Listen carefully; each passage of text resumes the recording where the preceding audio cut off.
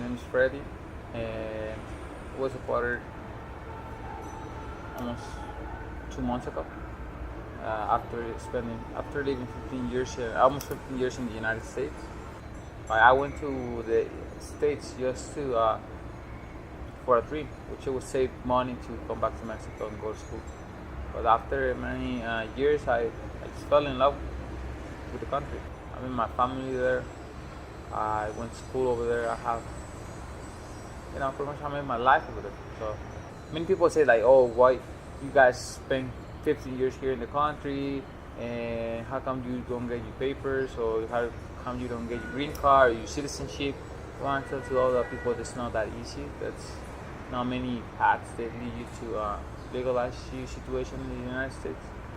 It's hard for us to live over there and have a normal life, but still in the shadows, because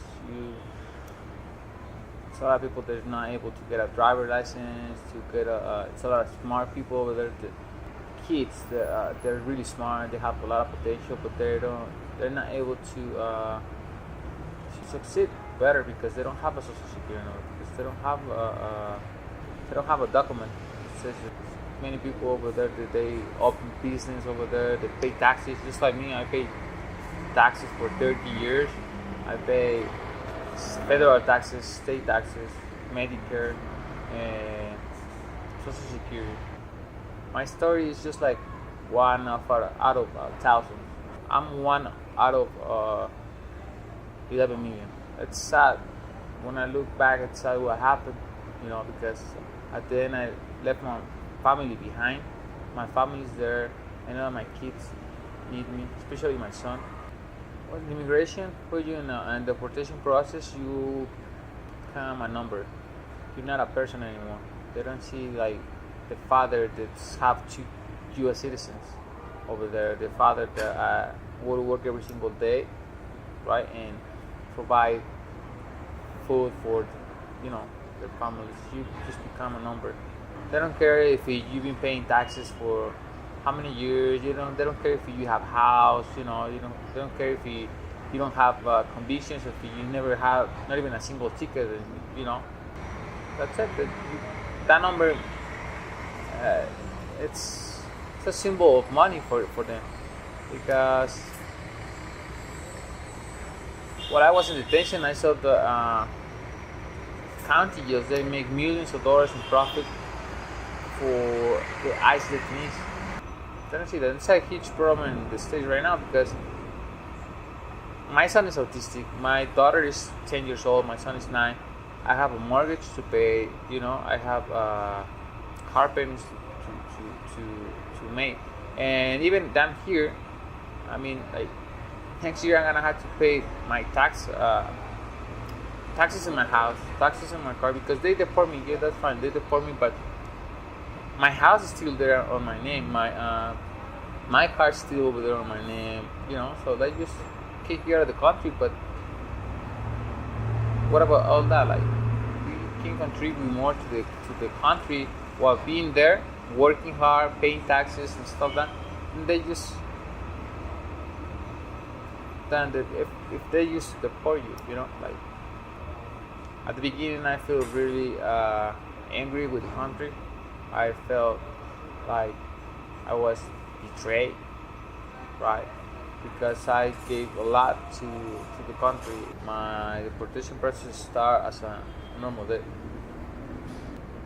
I got into a personal problem with my ex-wife. Show up at court, like the way you're supposed to do. They that would show up at court. The prosecutor was gonna dismiss and drop the charges against me. And that's when ICE went and arrested me over there. That's a common practice right now from ICE. They show up at court and they check the record. If they find out that you don't have a social security number or that you don't have a legal status, they just go and pick you up. And that's what happened with me. They went and picked me up. And my process was hard because I had a lawyer from ACLU. And they said that I have a good case, I wasn't a flight risk or there's like a danger to society. But the judge Michael Strauss from Hartford, Connecticut. He said that he didn't care. Like, my process from the time that I got arrested to the time I got deported, it was 4 months. For 4 months and 2 weeks. I could stay and continue fighting my case. Like sending my case to BIA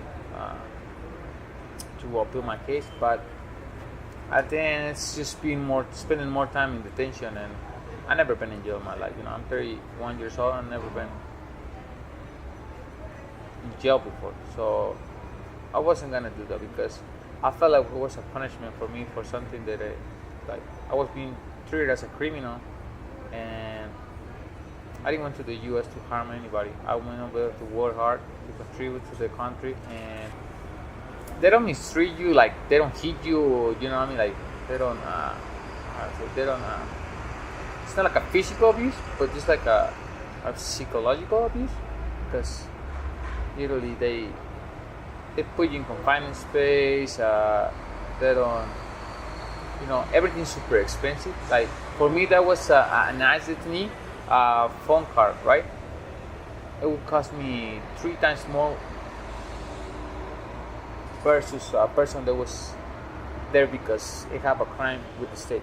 Like I said, they just realized that it was a business for them, and that was just a number. I was not a person for them, and I was like, yeah, I decided to give up and just to sign my deportation and come back to Mexico.